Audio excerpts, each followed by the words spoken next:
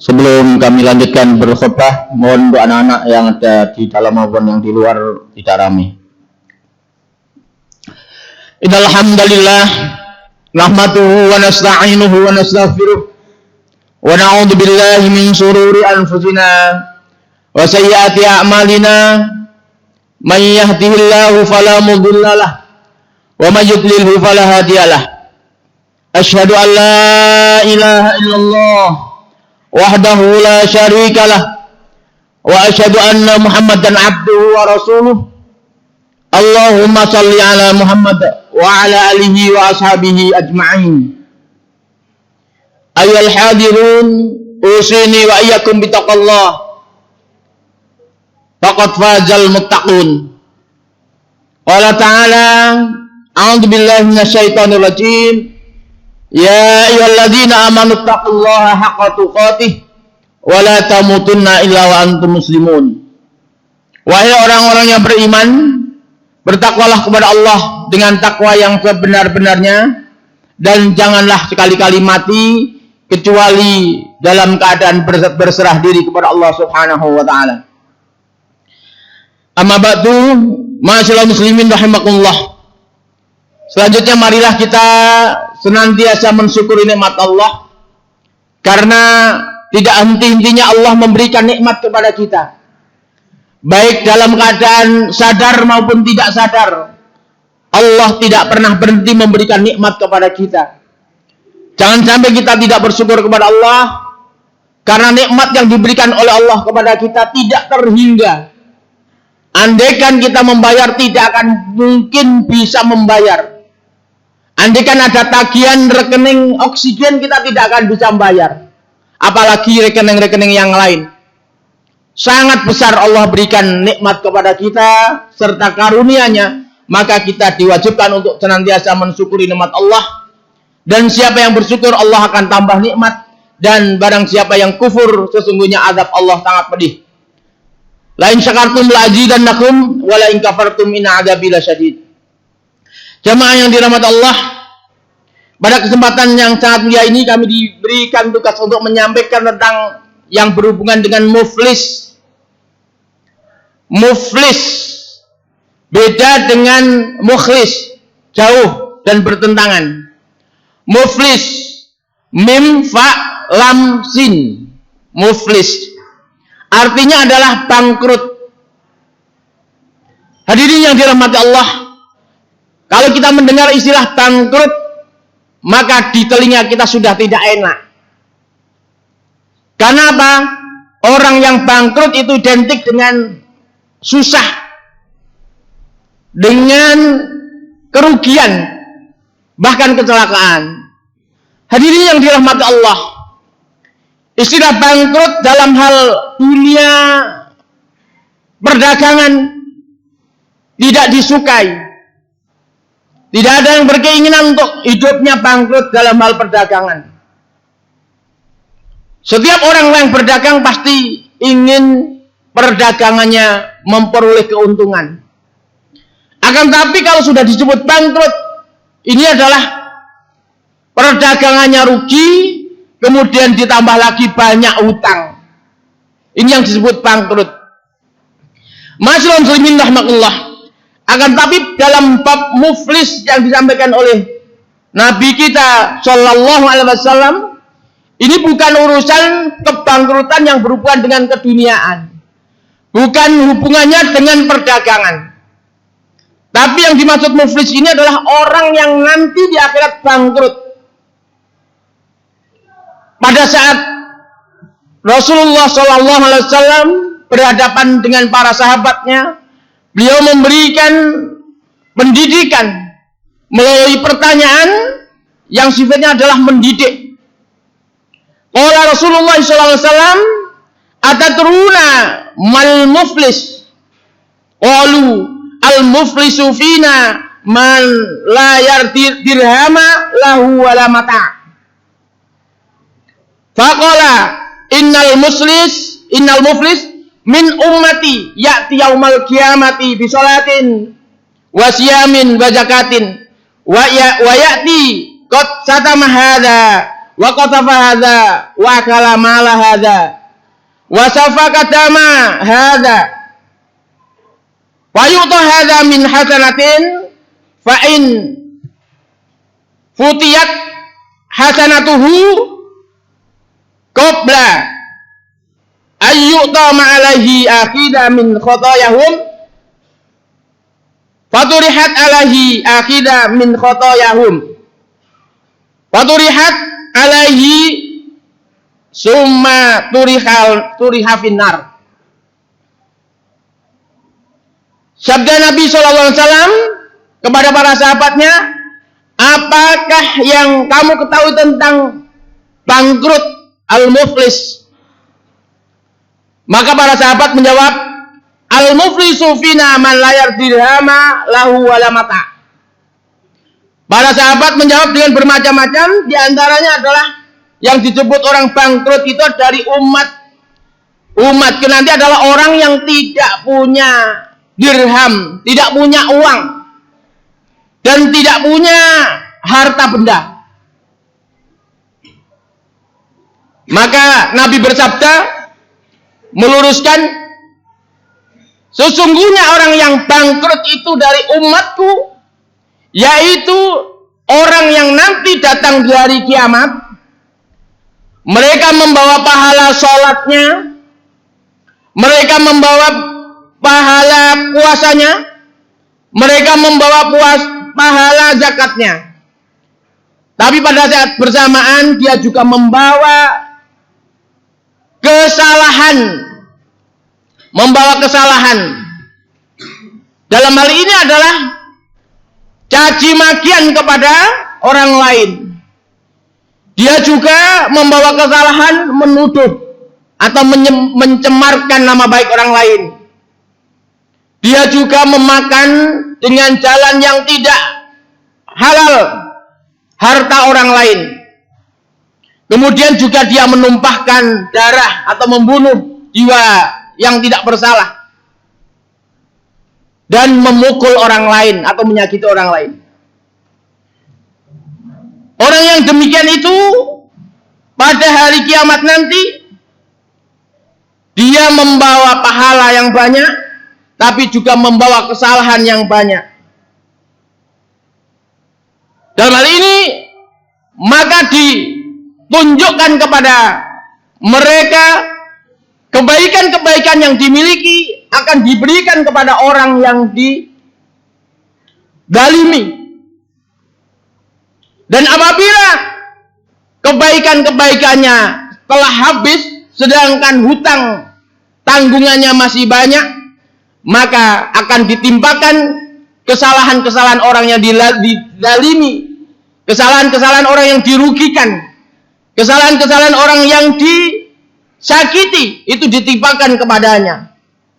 Maka dia termasuk orang yang bangkrut dan mereka akan dilemparkan ke neraka.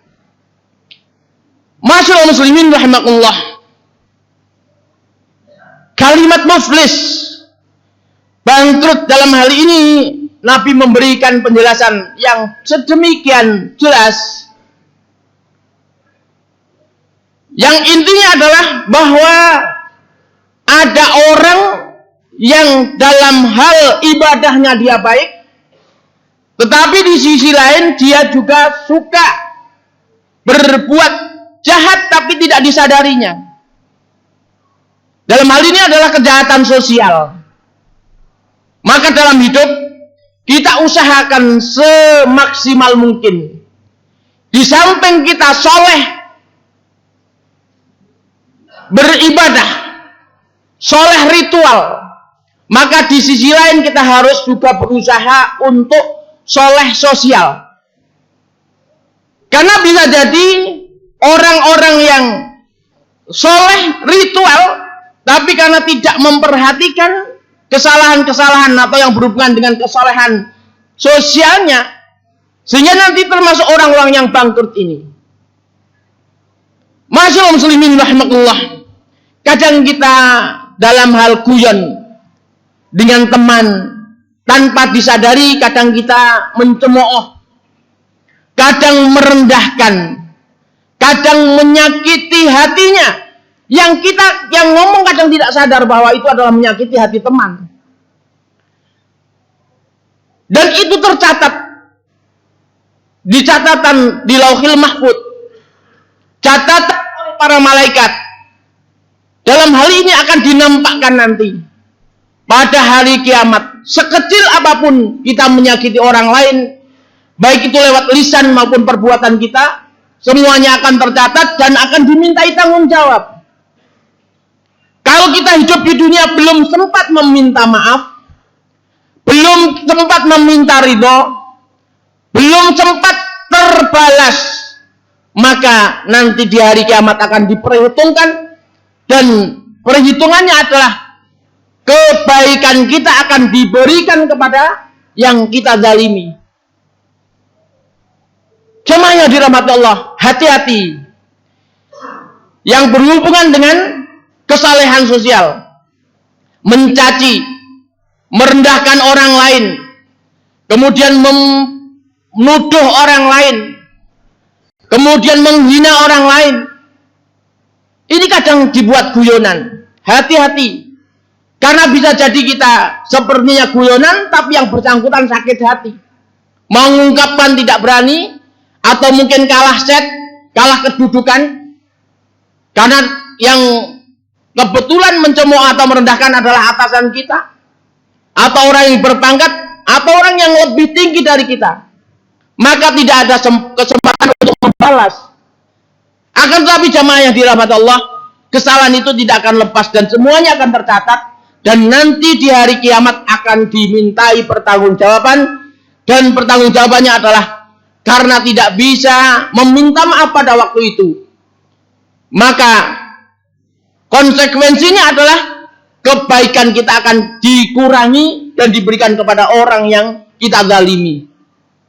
Kalau sudah banyak orang yang kita zalimi, terlalu banyak kita sering mencemooh orang, merendahkan orang, mengambil hak orang lain, maka kelebihan pahala yang kita miliki maka akan habis untuk, mohon maaf, memberikan atau membayar hutang kepada orang yang kita zalimi.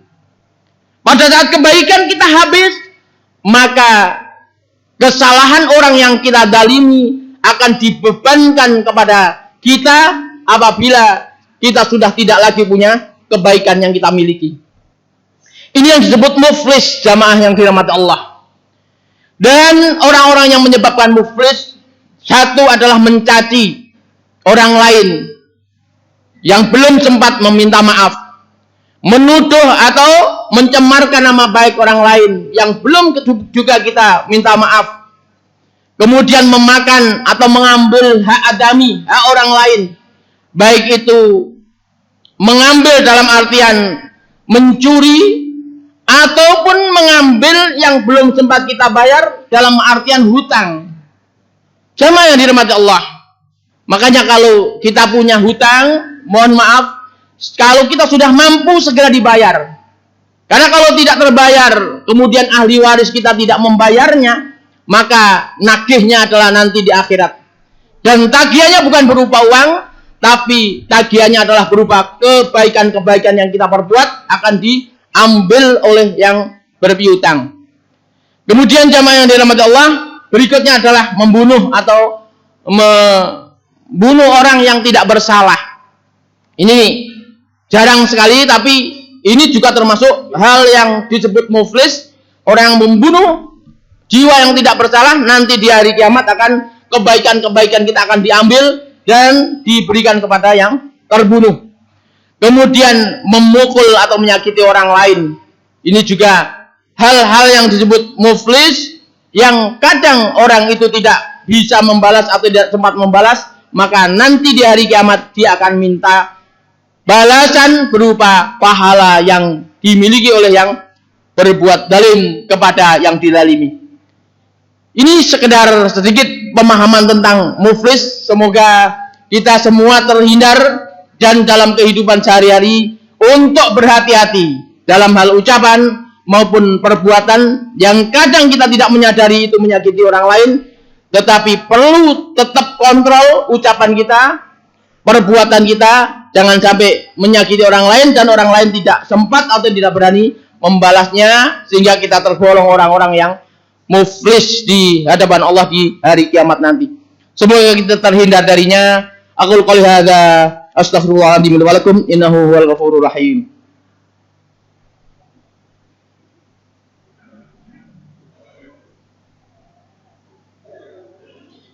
Alhamdulillah hamdan katsiran thayyiban mubarakan fi.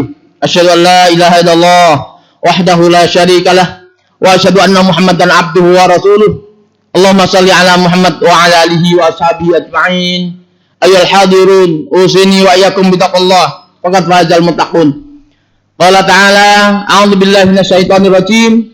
Ya ayyuhalladzina amanu taqullaha wa qulu qawlan sadida yuslih lakum a'malakum wa yaghfir lakum dzunubakum. Wa may yuti'illaha wa rasulahu faqad faza fawzan 'azima. Wahai orang-orang yang beriman, bertakwalah kepada Allah dan berkatalah dengan perkataan yang benar. Barang siapa yang bertakwa kepada Allah dan berkata yang benar, sesungguhnya Allah akan akan mengampuni dosa-dosanya dan akan memperbaiki amalnya. Dan barang siapa yang bertakwa kepada Allah, kemudian dia berkata dengan perkataan yang benar, sesungguhnya dia akan memperoleh keberuntungan yang besar. Ma'asyiral muslimin rahimakallah. Salah satu di antara usaha kita untuk menjadi orang yang bertakwa adalah berusaha untuk berbicara yang benar dan berbicara yang baik kepada orang lain, sehingga tidak menyakiti, tidak merendahkan, tidak menjadikan orang malu dan sebagainya. Kita usahakan yang demikian dan kita jaga dari hal-hal yang menyebabkan kita muflis di akhirat. Dan jemaah yang dirahmati Allah, marilah pertemuan yang mulia ini kita sempurnakan dengan doa permohonan kepada Allah Subhanahu wa taala.